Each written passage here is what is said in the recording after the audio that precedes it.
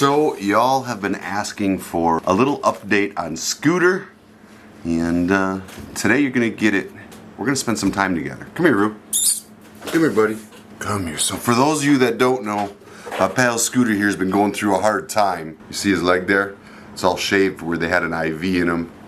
He's also got it shaved up underneath his neck. He's just been through the ringer, man. He's got heart disease, so he's got fluid around his lungs. He takes medication for that 3 times a day. He's got Cushing's disease, which creates an enlarged liver, which gives him issues there. He takes medicine for that twice a day.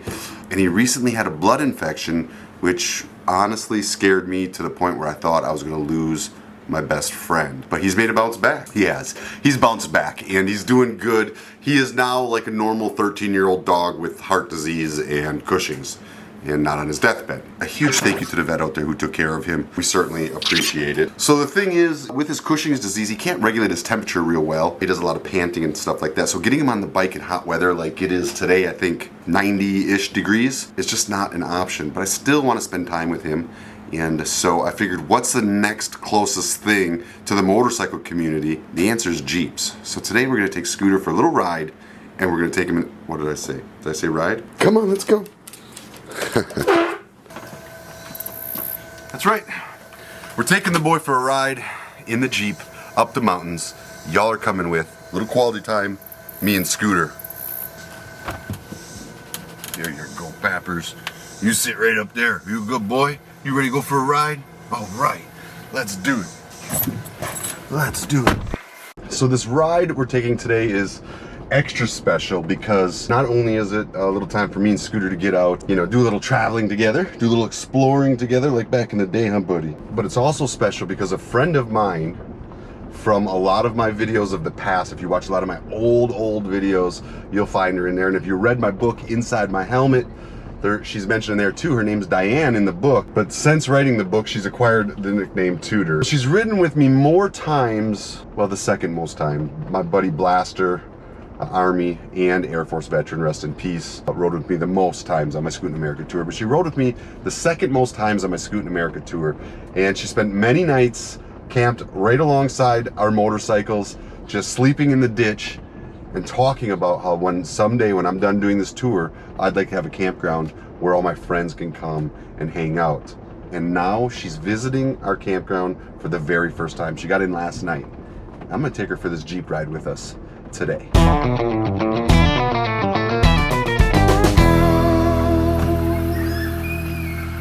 Hey, what's going on? How was the ride? It was good. We went out to Broken Bow.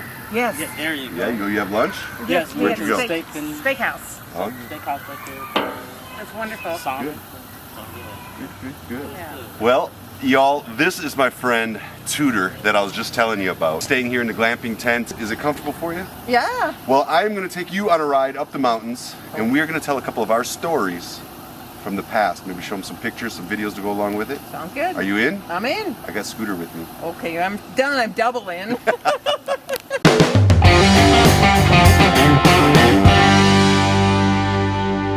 So you have got to see the entire campground. Yes. All the different areas and fun that we have there, but I wanted to take you up here and show you this because, well, one, we could take Scooter with us. Yeah, awesome. I'm talking about you. And two, you know, it's just a comfortable way for you to get around. I know how motorcycles can be.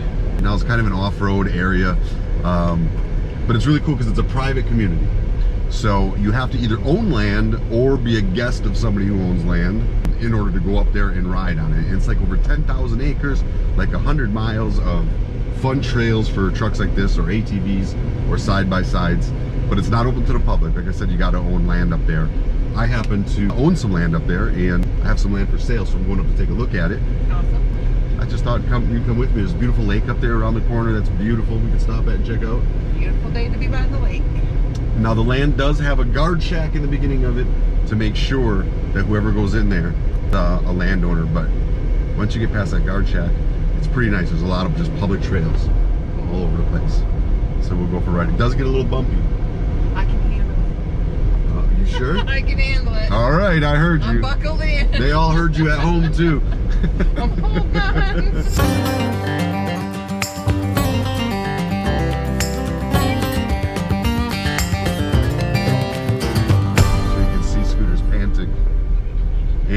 AC. This is why we don't do much on motorcycles anymore. Yeah, understandable.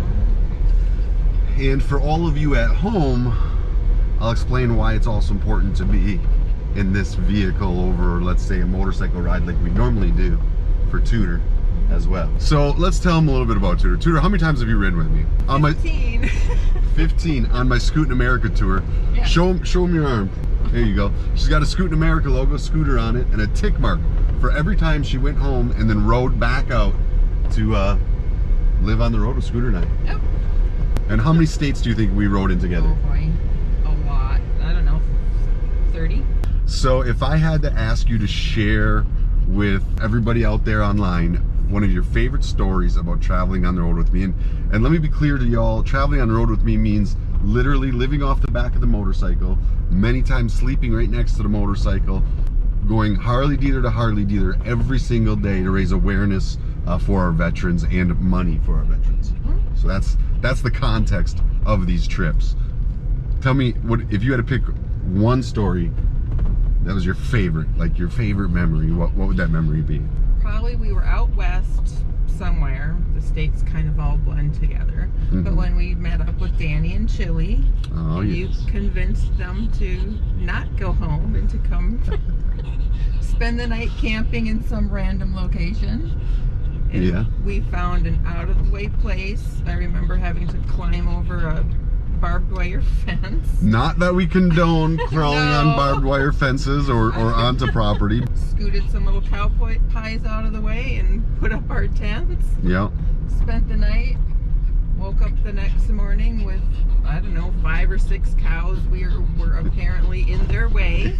Yeah, right. And they were just standing there staring at us, waiting for us to get out of their way so they could keep on moving. Yeah, that was the craziest thing. You know, you get down these roads and you're in the middle of nowhere and it's dark out and there's no street lights or anything like that. And then when you wake up in the morning figuring out where you're at, sometimes that's half the fun. That was certainly one, man. Them cows were just looking at us like, what are you doing? Because we could see our tents were literally in the middle of their trail. Yes. Like they walked the same trail every day. Yeah. They got to our tents and they were like, well, now what? What is this?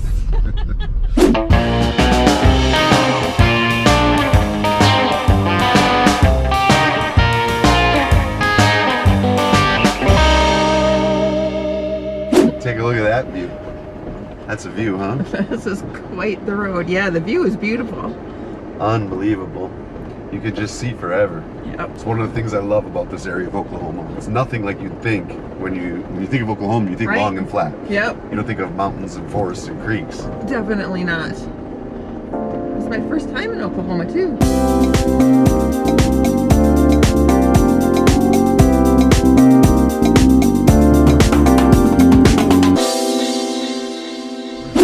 One of my favorite stories is us riding through the middle of, I don't know, Idaho or somewhere up in the northwest outside of Winnemucca, because I remember the billboard. Remember the sign, yeah. And we were riding, it was probably gotten to be about midnight. I was out of gas. We were hundreds of miles from any gas station except one.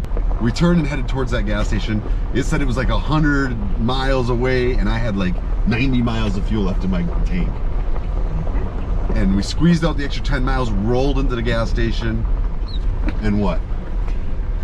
It wasn't open. It wasn't even operating. It was an out of service gas station. Oh my God. So now here we are, midnight, 100 miles from any town or any home for that matter. Right. Middle of nowhere. Me, Tooter, and Julia, me and 2 girls in the middle of this desert. We had one tent between the 2 of us. We had, I think, 1 protein bar. And like a bag with like nuts or something. like 3 almonds in it. It was freezing cold, probably down in the 40s at night. No sleeping bags, no blankets. People always ask me, why do you always carry all your gear all the time? I'm like, because I've been stranded even when I thought I had a place to go. So we ended up digging through our saddlebags, pulling out all the dirty clothes, anything, any piece of anything we could cover ourselves with.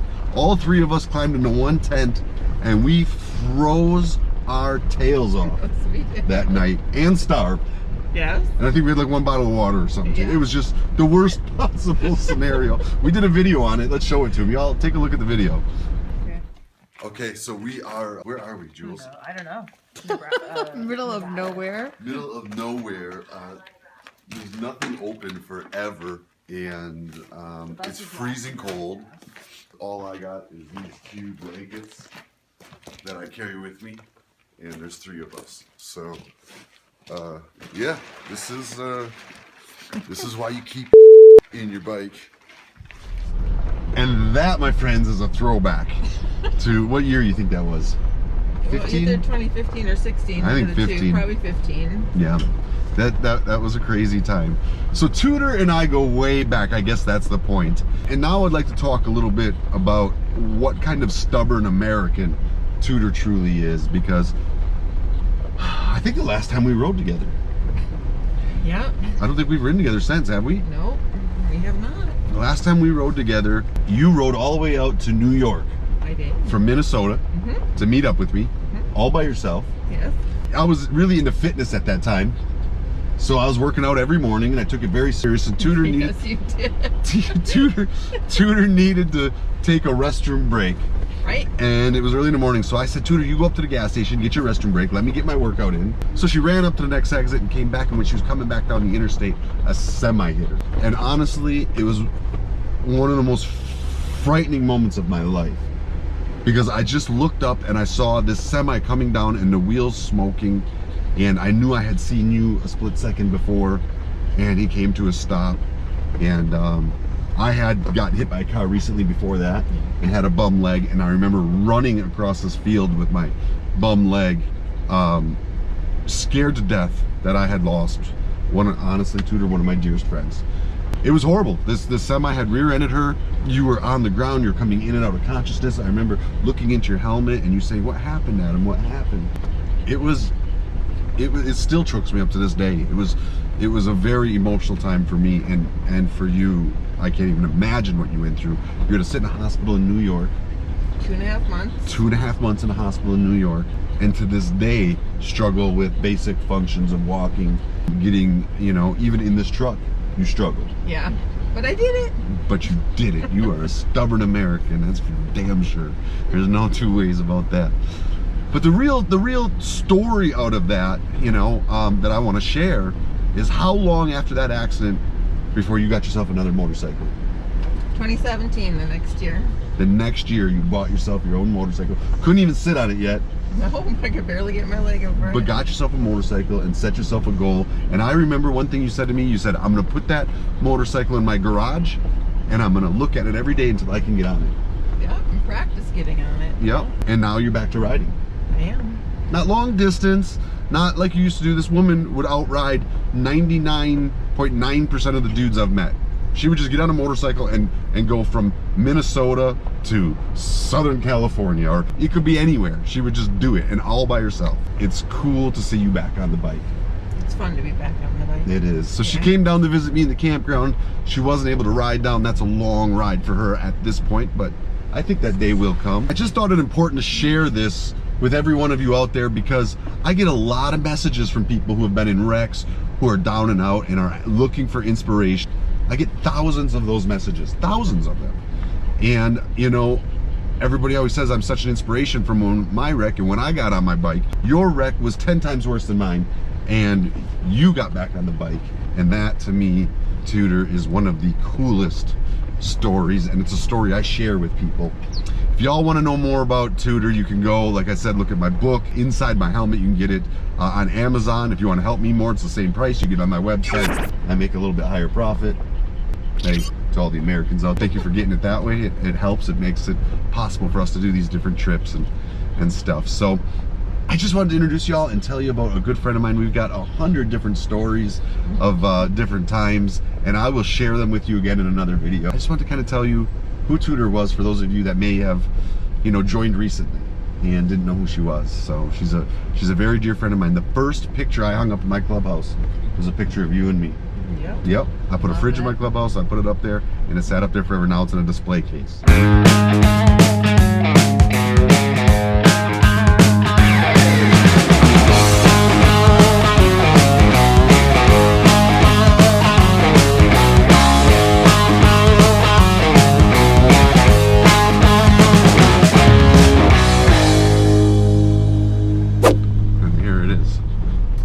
Favorite lakes. Ooh, it is pretty. Isn't it? Yes. Probably not going swimming in it, but it's pretty. You can swim in it. It's just lily pads.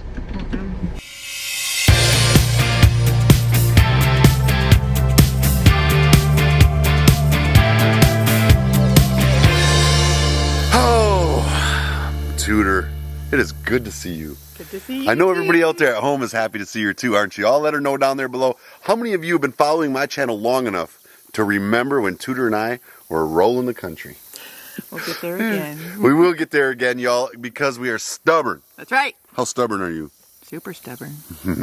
Stubborn Americans. That's what it's all about, y'all. Y'all stay stubborn out there too. And like I said earlier in the truck, you know, a lot of you go through different struggles and a lot of you are fighting with different things. People like my friend Tooter here are living proof that you can make the most of a horrible situation. It's all about attitude, and attitude is controlled. That's right. So until the next video, me and Tooter are going to enjoy this beautiful lake we're sitting at. I'm going to go show her some of the other property I got up here, and we're going to take some pictures, and we're going to see you in tomorrow's video, because there's 5 a week coming at you every week. If you have not yet, please do click that subscribe button. Tell them to click the subscribe button. Click the subscribe button. If you won't do it for Tooter, you can do it for my pal Scooter. You're a good boy. We'll see y'all tomorrow.